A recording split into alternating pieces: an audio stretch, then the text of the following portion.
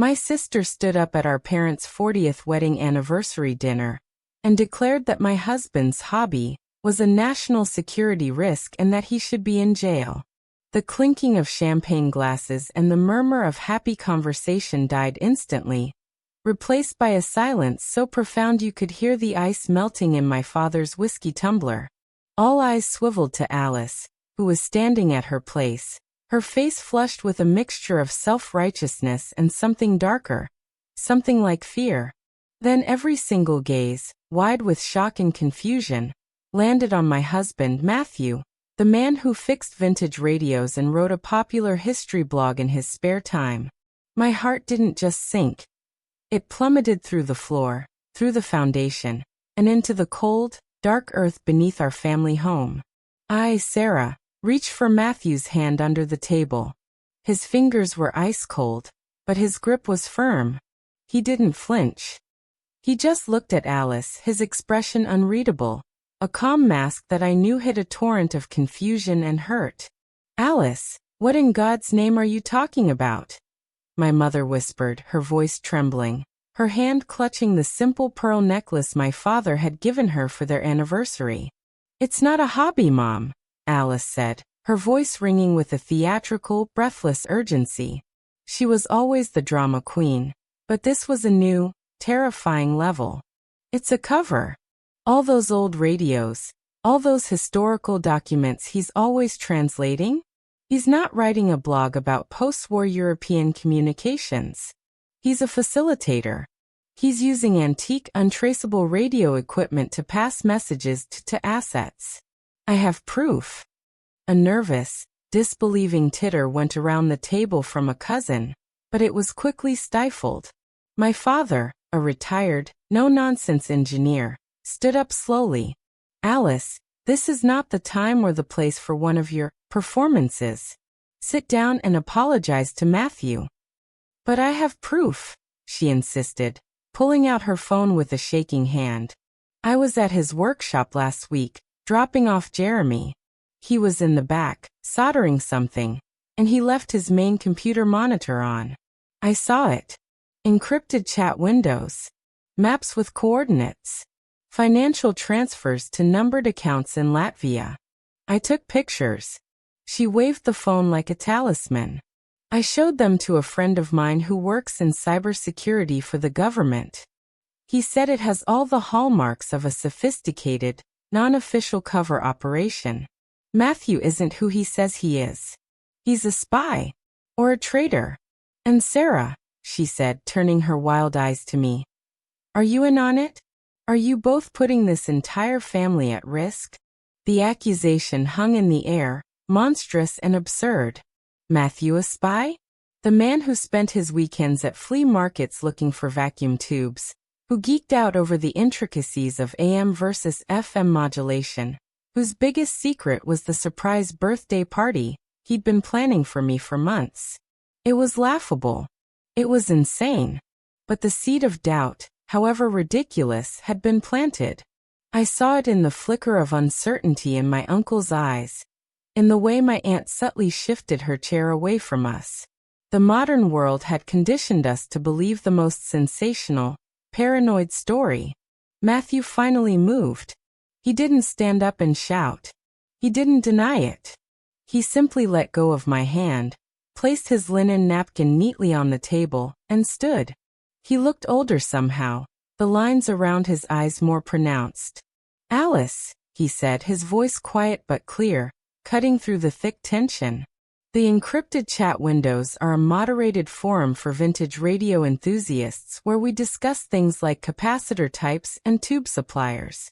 The maps with coordinates are a collaborative project to log the locations of the last remaining AM radio towers from the 1940s for a historical preservation society I volunteer with. The numbered accounts are payments from a private museum in Riga for a fully restored, museum-quality Telefunken concert radio I spent 6 months rebuilding. They paid via a specialized antiquities broker, which is standard practice for high-value items crossing international borders. He paused, letting his calm, rational explanation dismantle her hysterical one. As for your government friend, I'd be very careful about who you're sharing photos of my private work with.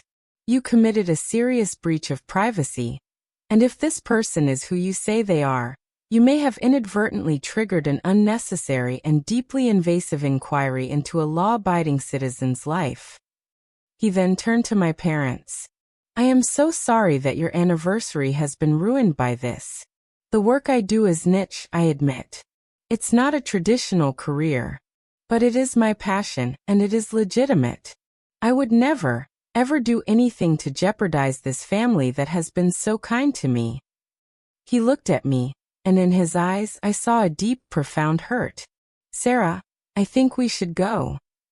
I stood up immediately, my chair scraping loudly against the hardwood floor. The fury that had been building inside me finally boiled over. I turned to Alice, who was now looking less certain, her phone held limply at her side. You. I seethed, my voice low and shaking with rage. You jealous, petty, miserable woman. For years, you've looked down on Matthew because he doesn't wear a suit and tie, because he works with his hands, because he found a way to make a living from his passion while you're stuck in a job you hate. You couldn't stand to see him happy and successful, so you've concocted this insanity to tear him down. It's not insanity, she shot back, but the conviction was gone, replaced by a defensive whine. It looked suspicious. Suspicious to you because you were looking for something to be suspicious about. I yelled. Do you have any idea what you've done? The damage you've caused?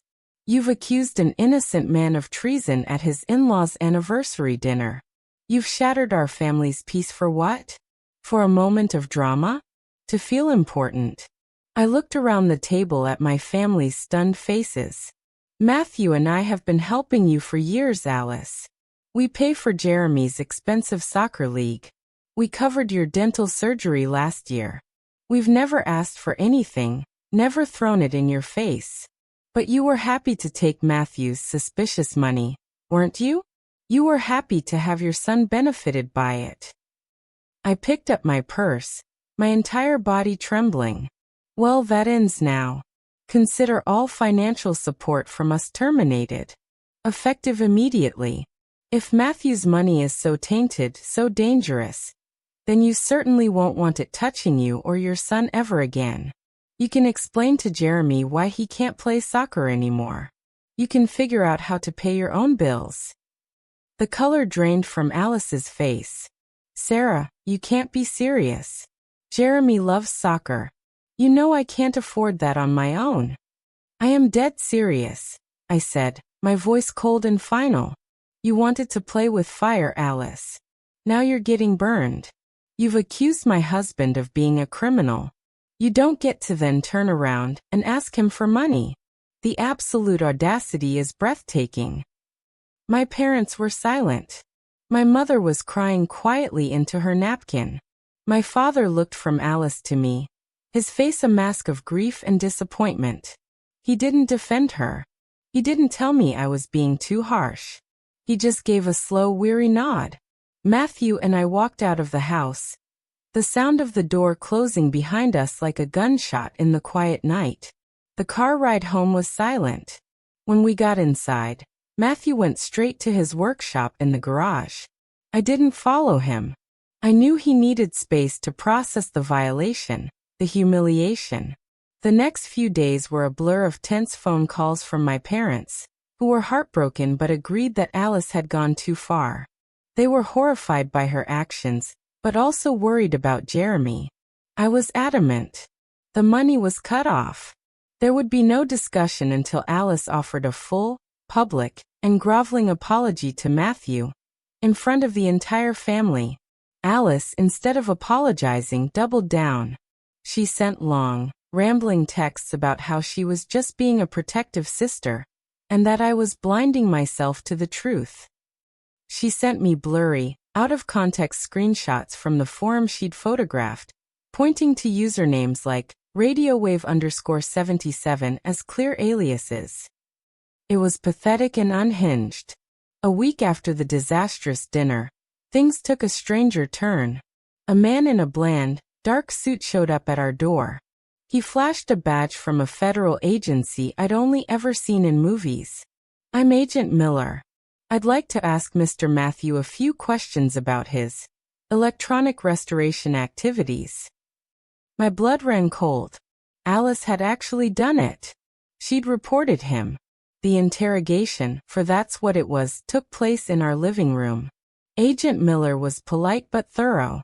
He asked about the Latvian payments, the maps, the forum. Matthew, calm and collected, walked him through everything. He showed him the invoice from the Riga Museum, the website for the radio tower preservation project, and even let him scroll through the forum, which was filled with technical discussions that were utterly incomprehensible to anyone outside the hobby. After an hour, Agent Miller closed his notebook. "Mr. Matthew, thank you for your cooperation. It seems we've received a misinformed tip. Your explanations check out. The museum in Riga is indeed a legitimate institution, and we've been aware of their acquisitions for years. Your work is quite fascinating, actually. My grandfather was a ham radio operator." He almost smiled. "I'm sorry for the inconvenience." Inconvenience. It was a massive understatement. The moment he left, I collapsed onto the sofa, shaking with a mixture of relief and renewed fury. Alice hadn't just insulted us at a family dinner. She had brought the full weight of the federal government down on our heads. I called her immediately. "You unbelievable fool," I hissed into the phone. "The feds were just here. They questioned Matthew for an hour. Are you happy now? Are you satisfied with the damage you've caused?" There was a long silence on the other end. Then a small broken voice. They were here? What? Who was where?" "Them," she whispered. "2 agents. They came to my house yesterday. They questioned me for 2 hours. They asked about you, about Matthew, about our family. They took my phone as evidence. They told me I could be charged with filing a false report. They said my source, that friend from the bar, has a history of making paranoid, baseless claims online. He's not even a government worker. He's a security guard at a data center who got fired for harassing coworkers with conspiracy theories." The pieces finally clicked into place. Alice's proof wasn't just a misunderstanding. It was the result of her own insecurities being manipulated by a delusional man she'd met in a bar. A man she'd probably been bragging to about her important family connections. She had been so desperate to prove herself right, to be the heroine in her own spy thriller, that she hadn't done a single moment of fact-checking. "You risked our freedom, our reputations, and our peace of mind because you were listening to a lunatic you picked up in a bar?" I asked, my voice dangerously quiet. "You have until tomorrow, Alice.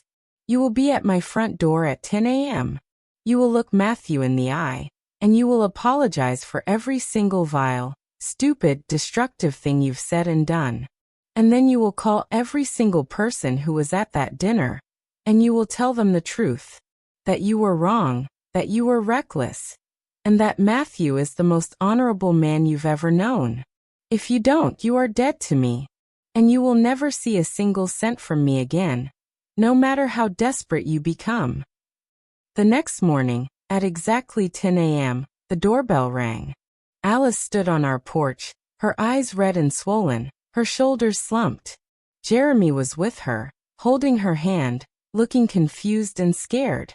She didn't wait to be invited in.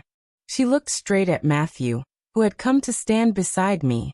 "Matthew," she began, her voice raw. "There is no excuse for what I did. I was jealous. I was insecure. I was stupid. I believed a dangerous liar because he told me a story that made me feel important. I saw what I wanted to see, because I wanted to believe you weren't as good as everyone thought you were. I am so sorry. For the accusation, for the invasion of your privacy, for calling the authorities. For everything.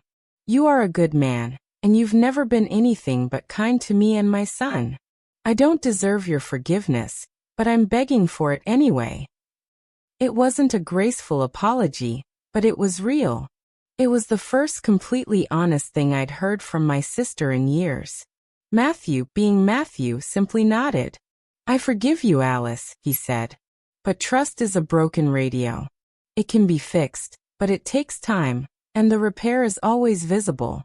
It will never be quite the same again." We didn't give her back the monthly payments. That chapter was closed.